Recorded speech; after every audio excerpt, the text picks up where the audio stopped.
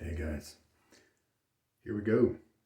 Feather AS-D2 razor brought back, and we're going to put a Kai blade in it. It's got no tick marks. It is a fresh blade. We're going to use Scarn by Stirling Soap.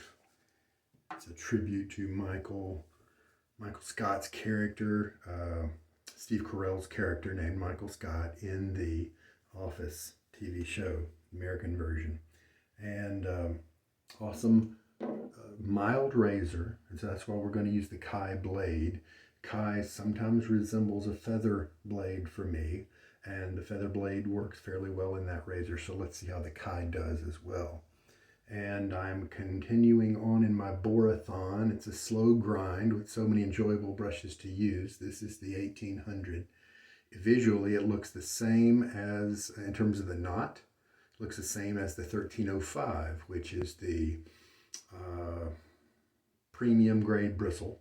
But this doesn't have the premium grade bristle. It's a drop down from that extra, or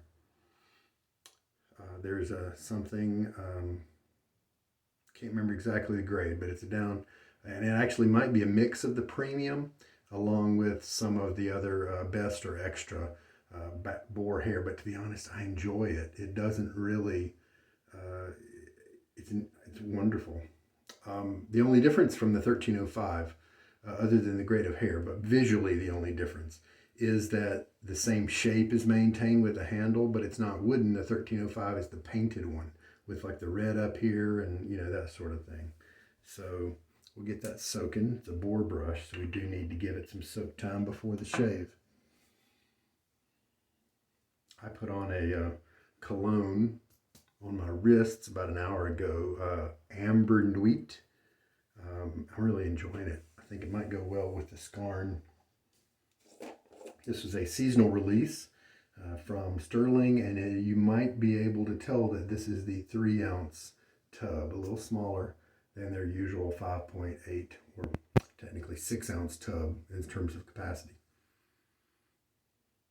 Enjoyable cologne type scent. I kind of expected it to be a little more debonair, a little more dark, a little bit more black tie, but it's nice. I mean, it's nothing to write home about, but I like it because of the name, to be honest with you. A little over 24 hours of growth. I guess really almost 48 hours of growth is what we're looking at, but not quite. Probably 40 hours of growth. And let's go ahead and put this Kai blade. I haven't even unwrapped this blade. One cool thing about the Kai blades, they don't have those sticky dots that hold them in the envelopes. They also don't have anything on the blades. It would be nice if they did, right? Because then you could tell them, I mean, as long as they're the only ones that have blank blades, then that's fine, right? Then you can always tell it's a Kai. I'd rather have it say something though, because then the people who copy blades and counterfeit blades, at least that makes it a little harder.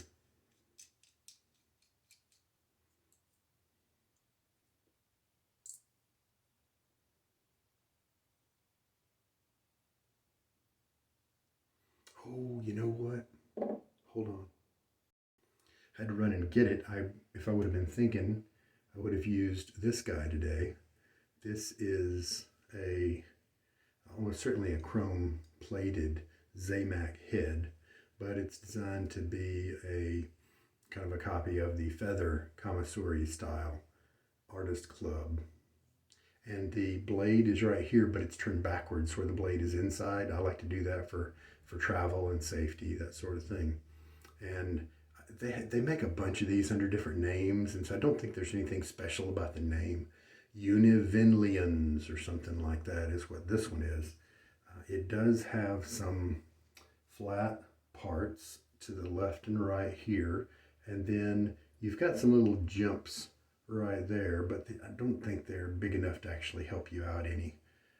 And I haven't really shaved. This is my first Kamasuri type, meaning that it's just a straight razor instead of having the foldable piece that that comes up between your fingers, you know, like a normal, regular, traditional straight razor. And so this happens to be the commissary style that has a replaceable blade. There are other commissary styles that are ones that you have to hone, just like a regular straight razor. This was very inexpensive, just 10 bucks on AliExpress, and I couldn't pass it up. I probably got a sale on it where it was less than that. And so I will use this in the near future. Probably good that I chose not to use it for this time because I have a longer hair growth than usual. All right.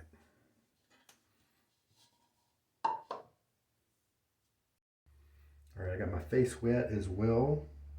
Brush has been soaking for several minutes, so it should be good to go. He is comfortable. Some of the tips have split.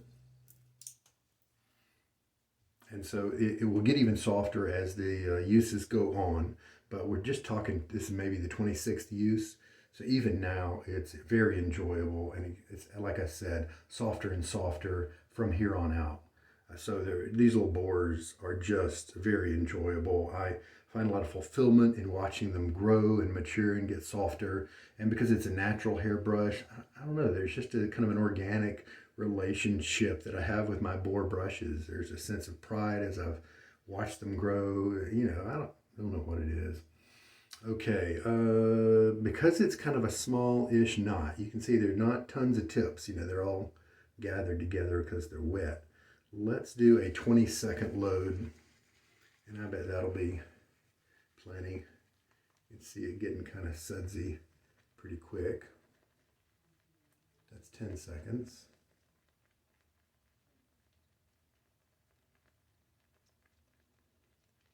That brush is holding a surprising amount of water. I'm going to pour the excess. It probably doesn't make too much of a difference, but I'm going to kind of let that excess drip into the bowl instead of just rinsing it down the tubes. And now I'm going to rinse the sides of the tub off. And now we can start working it up. There is a user online on Reddit that was asking about what bowl to use, as he's a new person, and one of the ones he posted a link to is the one you've seen all over the place on Amazon and eBay. It's this small stainless steel one that looks like it might be good, but when you realize the actual measurements, it's really very small. Even this small brush would be too big to work up a lather in that small bowl. I mean, it's really just a bowl to put under your brush to be a drip tray, really. Or there's the smaller Colonel Conks pucks and the smallish Haslinger pucks. They actually fit down into that little container well. And so it would be a good soap tub rather than but it's definitely no lather bowl. And I sure fell for that for a while there too. And I ordered one because I found one that was just $2, and it's worth that as long as you don't think you're going to have a lather bowl. Look at what we got already. This brush held enough water to do all that. I've got my 40 milliliter jigger. It's going to help me to, at the end, know how much water I used. But he also is looking at one of the a Captain's Choice style bowl, that ceramic one, you know, that has been around for a while. And some people do get a good lather out of that. I found that for most of my brushes, it did not hold the lather in. I spent all my time trying to keep the lather from overflowing, and it was very frustrating. And so I told him about this bowl. I gave him the dimensions of this one so that maybe he could find something cheap that might be roughly the right size to then experiment, because he's so new, right? So there's definitely some advice I gave, like don't go out and buy an expensive bowl. Like this one right here, you can have 3D printed. I think usually the going rate's about $38, $28, somewhere around there. And while I think that's worth it, we don't know if that's a good match for him yet. His razor technique, his lather technique isn't even in place yet. And so I sure wouldn't advise him to spend the money on, even my personal favorite bowl here, because I don't know if it's a good match for him. However, this one did meet one of his criterias. The fact that he plans to shave in the shower. Now, I wouldn't be surprised if, after learning to really enjoy the shaves that you get with our style of wet shaving here, if he switched to not shaving in the shower, to just really soak it up and enjoy the process, But if he wants to shave in the shower, then that ceramic bowl is obviously not one that you don't want to go with, even if it was the perfect size. But one thing, and here's why I started mentioning this, one thing I did tell him was that when I'm using a 26 millimeter Badger brush, even that 24 millimeter Sterling I have, the High Mountain White that has so much splay, this bowl is what I need for that one. There's no extra room. It is, you need a big bowl like that for such big splay. But I also said, I try to be as fair as possible. I said that with my smaller Boar brushes, and that's like this one right here, I could be happy with a little bit smaller bowl. And you see what I do here to mitigate that. I'm tilting my bowl slightly to the side, in essence making a smaller area. And so then that makes the larger bowl work for smaller applications. So I don't always need this super big bowl when I am using the smaller Boar brushes, like most of the Semogues that I have, or like this 1800. Man, this lather looks great. Stirling is so good. I was concerned with this knot that maybe it wouldn't pick up enough soap, but man, it did. There's plenty of stuff here.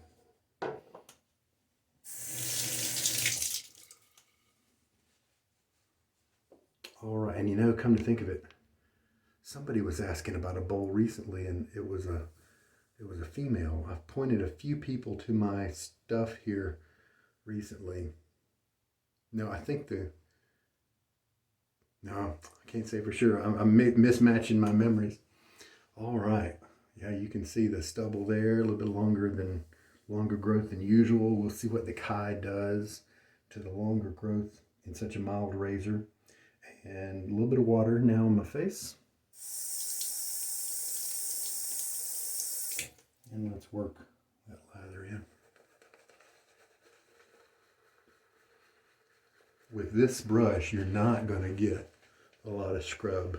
It's a very easy to splay, soft brush. I really do enjoy it. Another thing that this brush makes me think of is a recent post on Reddit. It's a wonderful, wonderful put together post about using a synthetic as your initial brush, and why you do not need to go out and buy some big expensive brush, Declaration Grooming, or something huge and big and expensive, especially in the beginning. And he's using that like $9 Maggard brush, the Plasson type, I'm almost sure is what he was pointing to. And if you've watched me very long, you know that I do not use very many synthetics at all. And those Plasson types, and indeed most of the synthetics, have these artificially wonderful tips that are just fabricated to be so soft, and indeed are softer than most of the natural hair brushes, because they're just, each tip is exactly the same. It's engineered to be super thin right where it needs to be. No breaks in the fibers or anything like that. Well, this looks really good. And I think we'll move on from there. And I agree. So many people like those synthetics that I definitely like to point people to those as options. But and his article was well written, very exhaustive, a lot of good information. But one thing he left out is that there are a good many folks, not the majority, but some folks who think that that springiness, that backbone that those synthetics have is too much. And I'm definitely in that camp. And here's what I mean by that. When I've got the brush down here and I turn directions and I go back up, the backbone pushes my skin. It kind of shoves my skin around. Not an enjoyable experience to me at all. HD Shaves, a friend of mine, another fellow YouTube shaver, his style does have a little bit of scrub, but mostly he's a painting strokes person. That's the way he works, and he doesn't have a goatee, so he can paint those strokes. I'm kind of jealous that, you know, the guys without the goatees and stuff can have those long movements across their face, you know, where I just have to kind of do my U shape right here. But with the painting strokes, see, you don't have that shoving because you're always using the lag part of the brush, and it's lag. You're not pushing it against like that. And so I did mention that in a comment under the article. He's going to add that in there because it should be mentioned. But my point was that a brush like this 1800, a Semogue, there are very cheap Semogue and Zenith brushes, and the ones that I've had exposure to are ones that get comfy in 6 shaves, 13 shaves at the most. With the ones I've experienced in the Zenith and the Semogue. Now there's some Omegas and the Stirling Boar that they take a long time. So that's a different story. And so I proposed that since there's not very much price difference between these Boars, I think those are legitimate possibilities for a new person to look at. All right. So we are ready to see what this Kai can do. Now if he has coatings on the edge, if he has a burr left there from the factory, it's possible that the next shave after this one is going to be better than this one. I am getting some tugging. Been reading about the coatings. I don't know very much about the coating situation. Teflon, iridium, platinum, all these different coatings are sometimes seen on the wrappers for blades. And what do they mean? It seems that what might be going on is those coatings are put on the blade edges to maybe provide slickness, physical slickness as the blade is going through the hair. If it's got a micro coating of something on the top and bottom, then when it's going through the hair, cutting it, then perhaps that means a smoother movement through the hair. Maybe that's what's going on, right? Let me rinse. I have heard some people mention that it's just for shipping. It's just so that the blade edge is protected against corrosion until it gets to you. That may be true. Part of this, a lot of these kind of facts are a little difficult to verify. These theories are a little difficult to verify. This is not a dense brush. If you're looking for that kind of a feeling, you're not going to get that from this. Now, I wonder as the tips split, you know, in 200 uses, when they're just all split, I assume that will happen by then. I wonder if the density could be a little bit more because we've multiplied the tips, and more tips, more density. Now, but here's the issue. Most people assert that, I think, that those coatings do wear off kind of during the first shave, if it's a 3-pass shave. And I often find that I get better shaves at use 2 and 3 than I do on use 1. So that seems to make me think if the coating was on the edge to help the blade go through the hair, then that's actually not helping me all that much. So I don't know exactly what to think about that.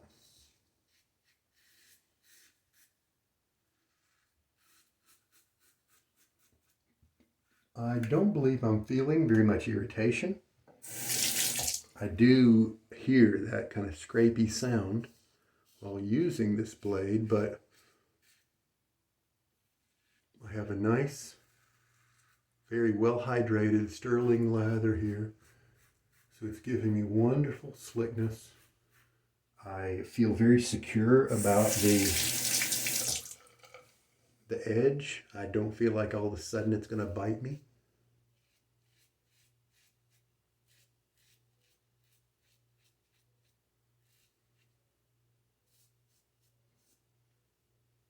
Second pass down. So far you can kind of hear that scrapiness. It's not really delivering a smooth shave, but again, this is the first use. I'm very curious, the second use, how it will feel. So far I have a very comfortable shave.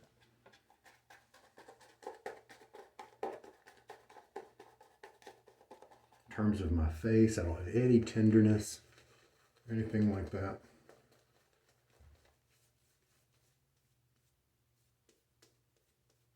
Sterling, such a good soap. What's a great value? Because you can overwater it. You can really push a ton of water in it and it still holds up. And it still provides you that excellent slickness. So let's see how the third pass feels. We are on the eastern end of the United States here, and these days we have a fuel shortage going on. Apparently some hackers got in and put some ransomware on some part of the gasoline/oil distribution network. Everybody's freaking out for the past week and a half.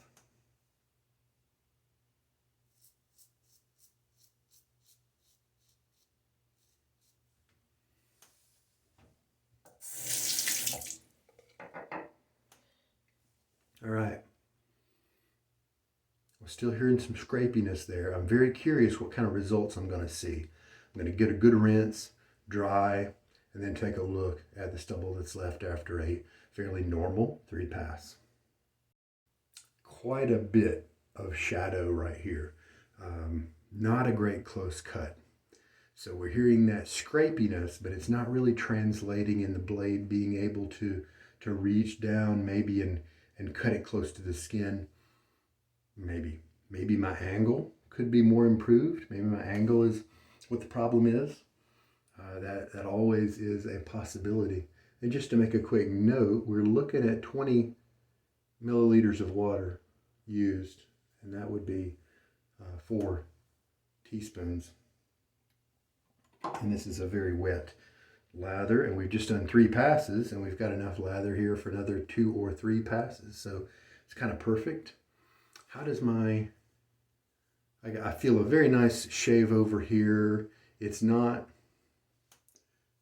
baby butt smooth at all, and it's not even, I call it nigh BBS, nigh baby butt smooth, where it's really close, and it's not there either, but it's a very good, it's a DFS, darn fine shave. But let's hit the neck again. I am feeling a little bit of irritation in some of my typical areas.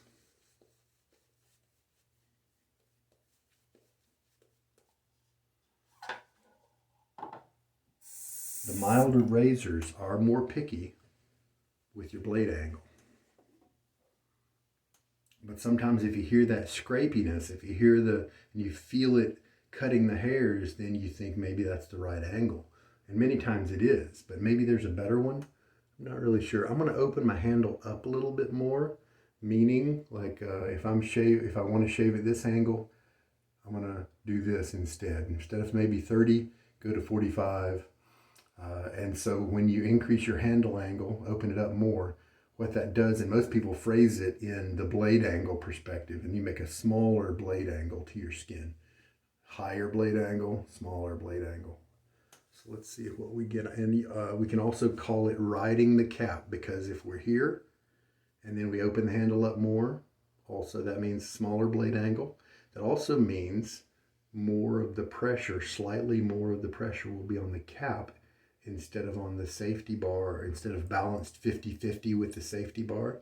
Maybe 70-30, 70 pressure on the cap and 30 on the safety bar. For some razors, especially aggressive ones, that could be helpful for you. Let's just see what happens if I ride the cap.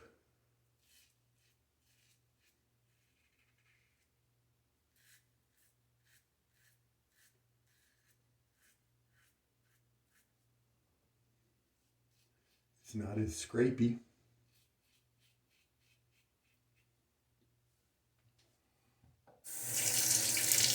That may be the secret to this razor.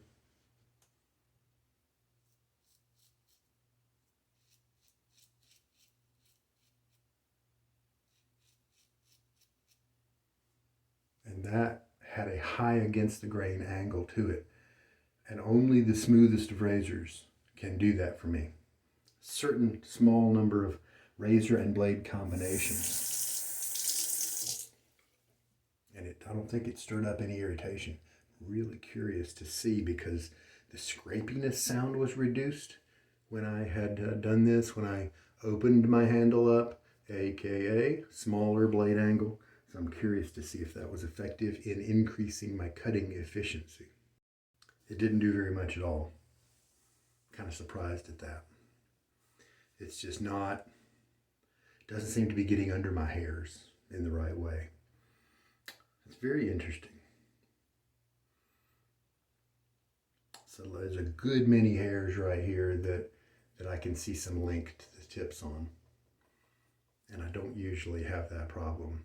And so the feather is puzzling me a little bit. But like I said, sometimes it's a more effective cutting tool on the second and third use. So we'll wait around for that to do more pondering on it. Now, the Scarn was a pleasant scent to deal with here during the shave. It's light. It's really here for the name. And this, Stirling Performance is just terrific. And this is a shave that's not in the middle of the night, like so often happens with me.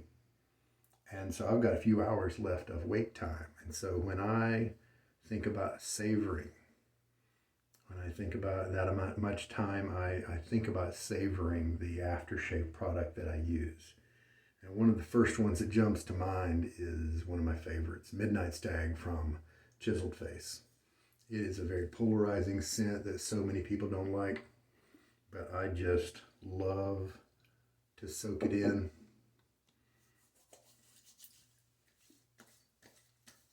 It has menthol and alcohol. The smoke is there. Leather, woody notes, and a little bit of gasoline. Put some extra on my arms, that way it kind of wafts around me. Oh man, that's good. It'll be interesting to see the Ombre Nuit versus the Midnight Stag. See how they work together. My eyes will feel that menthol coming up, but fortunately it doesn't last too long. And so strong is the pull that my love for Midnight Stag that I endure the menthol. So that 1800, a wonderful little brush.